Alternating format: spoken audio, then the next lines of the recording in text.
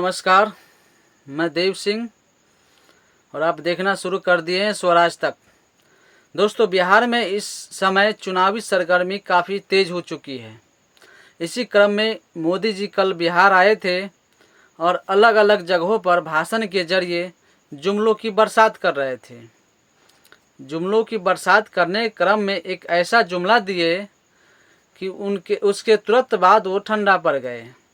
दरअसल हुआ ये था कि मोदी जी लालटेन को लेकर बोल रहे थे। जितने भी जनता आए हुए हैं सभी को बोल रहे थे जेब से मोबाइल निकाल लीजिए। सभी लोग जेब से मोबाइल निकाले। इसके बाद सभी को बोले मोबाइल का टॉर्च जलाइए। सभी लोगों ने मोबाइल का टॉर्च जला दिए। तब मोदी जी बोल रहे हैं कि अब बताइए, बिहार में लालटेन की ज़रूरत है क्या? अब लाइट है, लालटेन की ज़रूरत नहीं है। कि उसके तुरंत बाद लाइट गुम हो गई। स्टेज पे मोदी जी मंत्री लोग चिल्लाने लगे कि लाइट दो, लाइट दो। साहब, ये बिहार है, लाइट रहेगी तब तो दिया जाएगा।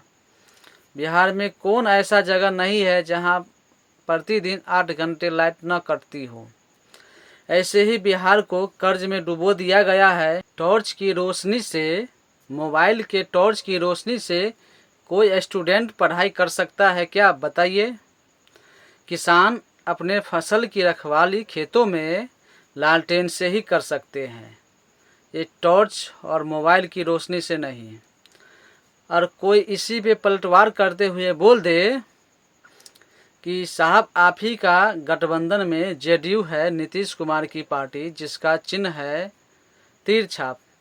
अब इस ज़माने में गोली बारूद बंदूक गली गली में कट्टा है। इस ज़माने में तीर की कोई ज़रूरत है क्या? उसी पे कोई फिर पलटवार करते हुए बोल दे कि बिहार में सड़क पे कीचड़ की कमी है, जो थोड़ी सी बरसात होने पे चलना मुश्किल हो जाता है।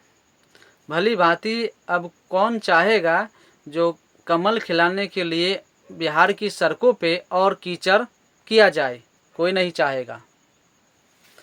इसी क्रम में आगे मोदी जी बोल रहे थे कि यहाँ सुशासन की सरकार है कि तभी सभा में आए एक महिला की गहना चोरी हो जाती है। बताइए, मोदी जी के सामने से सभा में आए महिला की गहना चोरी हो जाए, इससे बड़ा सुशासन की पोल अब क्या खोल सकता है? आगे मंत्री लोग बोलते बोलते गठबंधन को लठबंधन बोल रहे थे। आपको जानकारी होना चाहिए, बिहार में लठबंधन लाठियों की बहुत ज़रूरत होता है किसानों को। जब किसान खेतों में काम करने जाते हैं तो लाठी का ही सहारा लेते हैं। यहाँ पे लोग मवेशी चराने के लिए लाठी का ही सहारा लेते हैं। गाय भैंस चराने के लिए लाठी का ही उपयोग करते हैं।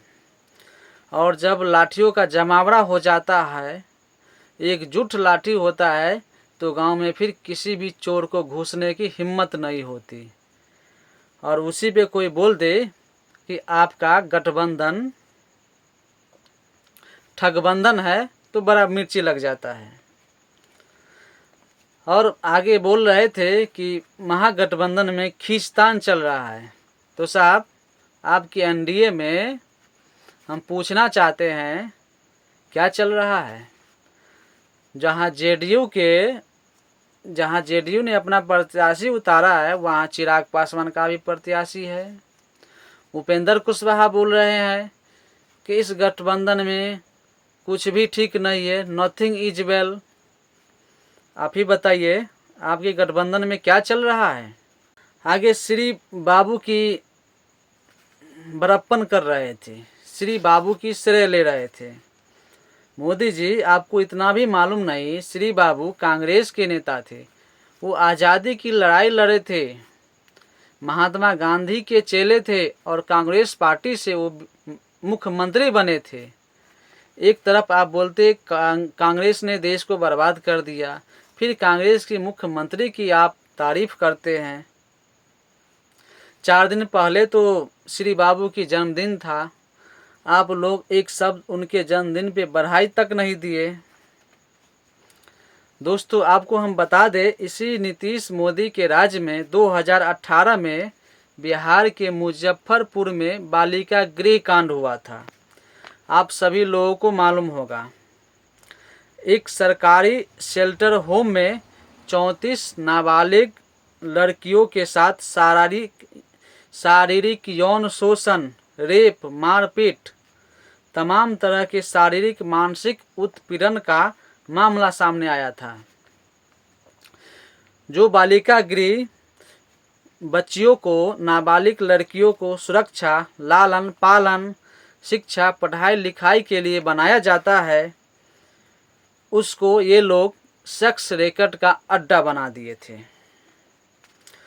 होम की हाउस मदर थी महिला, जो काउंसलर और बाल संरक्षक अधिकारी भी इस संगठित गैंग में शामिल थे। इसमें सबसे बड़ा आरोपी जिम्मेदार मंजू सिंह और उसके पति थे, जो जेडीयू नीतीश कुमार की पार्टी से मंत्री भी थे।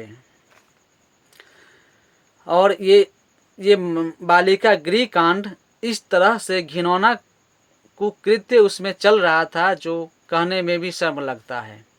मैं साफ साफ बता दूं, ये सेक्स रैकेट इस हिसाब से चल रहा था, जो बालिका गृह में जो नाबालिग बच्चियां थी, उसको सेक्स का टेबलेट दिया जाता था, उसको जवान होने के लिए टेबलेट खिलाया जाता था, और उसको सेक्स रैकेट वाले अड्डे पे भेजा जाता था। मंत्री, अफसर सब इसमें शामिल थे, और रात के अंधेरे में सेक्स करने वाले हैवानियत लोगों को उस बालिका गृह कांड में ला करके बच्चों के साथ रेप, जबरदस्ती करवाया जाता था, शारीरिक शोषण किया जाता था। इस पे तो अब तक कुछ नहीं बोले मोदी जी, और बोलेंगे भी नहीं, क्योंकि ये तो उनके शासन में हुआ है। और हुआ अब तक क्या हुआ, बालिका गृह कांड पे किसी को कोई सज़ा नहीं मिली, इस पे कोई बात नहीं होता।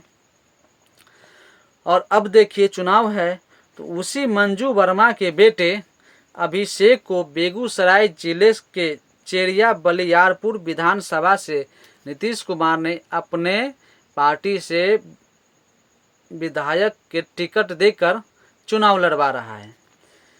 क्या नीतीश कुमार को वहाँ पे एक अच्छे साफ सुथरे छवि वाले व्यक्ति नहीं मिल रहा है, जो इस तरह के कुकृत्य वाले घिनौने काम में संलिप्त मंजू वर्मा के बेटे को टिकट दे के लड़वा रहा है? इस पे तो मोदी जी कुछ नहीं बोलेंगे। आगे परिवारवाद पे बोल रहे थे। यदि ग्वालियर के सिंधिया से लेकर परिवारवाद गिनाने लगे तो मोदी जी फिर छटपटाने लगेंगे। परिवारवाद, क्या आपकी एनडीए में चिराग पासवान का परिवारवाद नहीं है? जीतन राम मांझी का परिवारवाद नहीं है? जो जीतन राम मांझी अपने समधिनी को टिकट बांट रहे हैं, बताइए। चिराग पासवान अपने जीजा, अपने दीदी सबको टिकट बांट रहे हैं।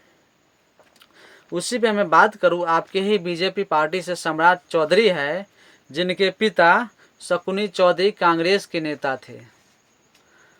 क्या ये परिवारवाद नहीं है?